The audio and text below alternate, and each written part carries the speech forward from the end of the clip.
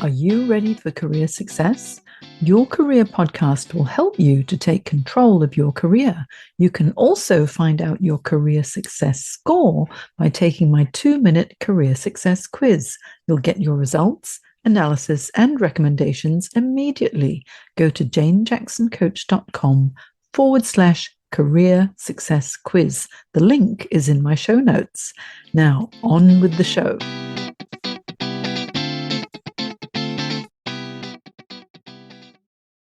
You know, layoffs or redundancies really hurt, but don't panic. In this episode, I'm going to talk about what you can do to take back control. Now, recently, I'm sure you've heard that Facebook let go 13% of their employees. That's 11,000 people in a mass redundancy just last week. And there have been numerous job cuts at other tech companies that hired rapidly during the pandemic. Sometimes hiring happens, sometimes people need to let go. But during COVID, it was such rapid hiring that now that the pandemic is pretty much over, suddenly things aren't going as well as anticipated. And you will have heard that Twitter has had widespread layoffs and people have been leaving in droves under the new owner, Elon Musk. So honestly, the technology sector is really in a little bit of dire straits right now.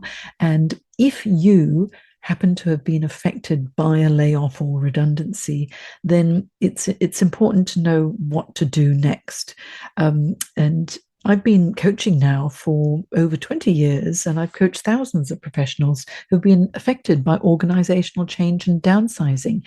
And, you know, it's awful when you receive an email or a letter that says this: "We've made the hard but necessary decision to lay off whatever percentage of the company. Unfortunately, you've been included in this layoff."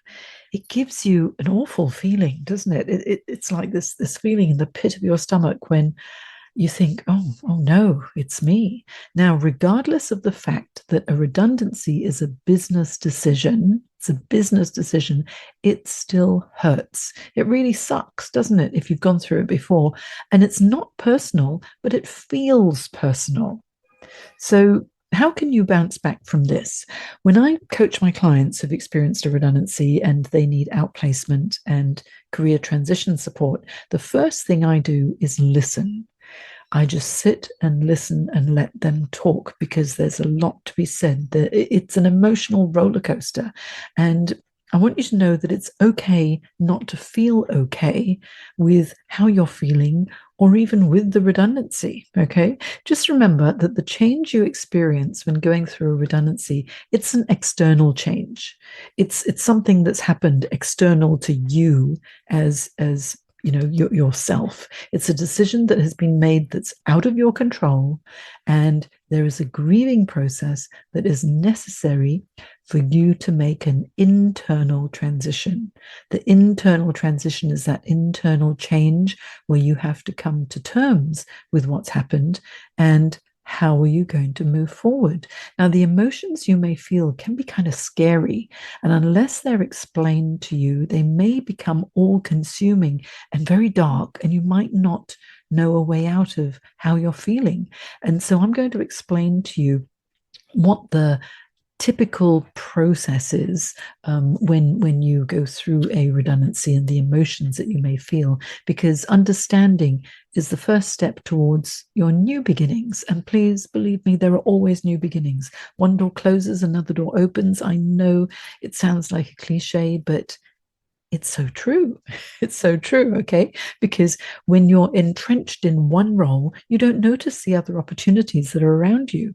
But as soon as you realize, oh, okay, I don't have what I used to have, then you will start focusing on the future. Now, what will you be experiencing when you've been told, sorry, your role has been made redundant and you've got to go? There are 5 stages of grief you may experience when going through this change or redundancy or layoff. Stage 1 is denial. You may think, this can't be happening to me. After the shock of the news, it's common for people to hope that the situation will actually blow over, and you may focus on the past and hope that things will end up actually being business as usual and that you won't really be affected. Bit of denial, right? If you've had to leave immediately, there may be a fear of the unknown or a feeling that you've failed or let down your colleagues or your family or the organization. And you know that feeling, it really sucks. It's stressful. Now, that's the denial phase. What normally happens after denial is stage 2. And the next thing you may feel is frustration or even anger.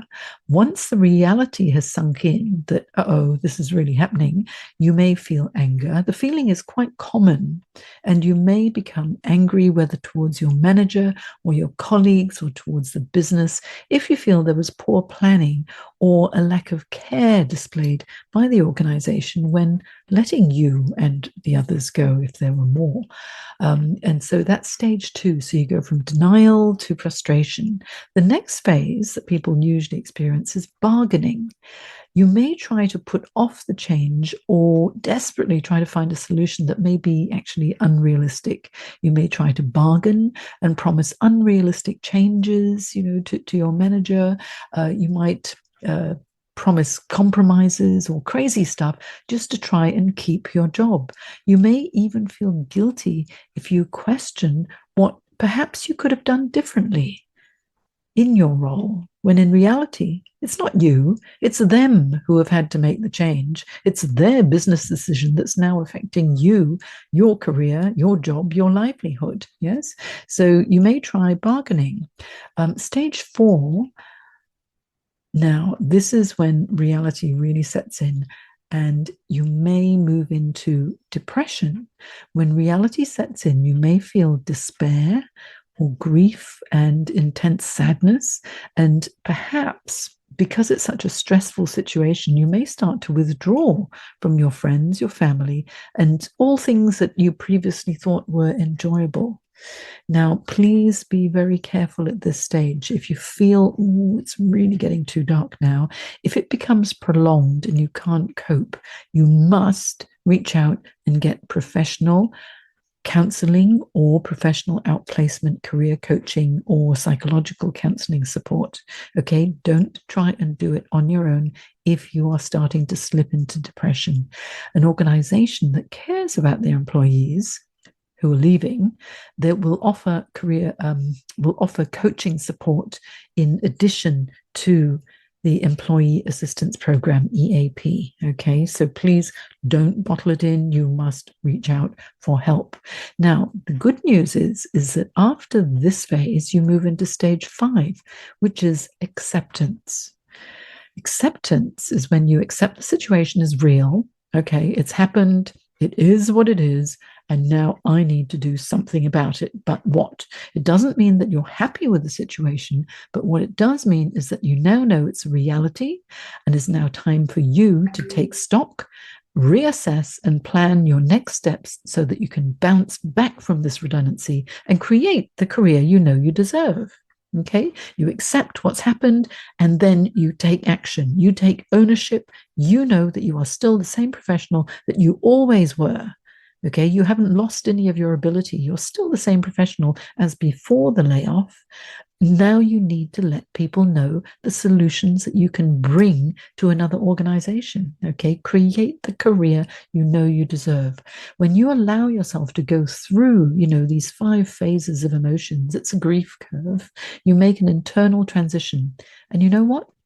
My clients, whom I've supported through the career transition process, often tell me that although they didn't want the change in their careers at that time, in hindsight, it was a blessing in disguise. Now, why a blessing in disguise?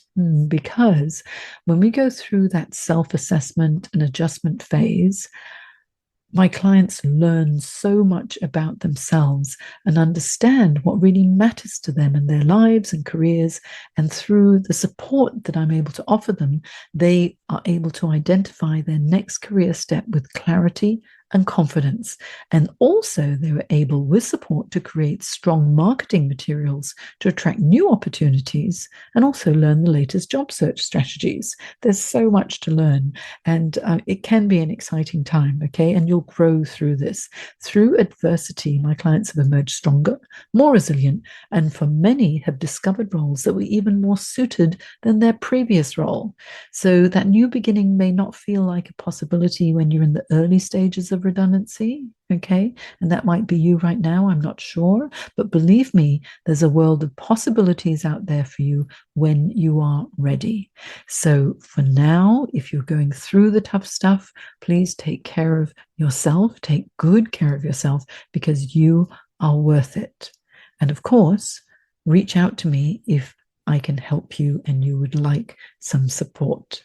So take care of yourselves, and until next time.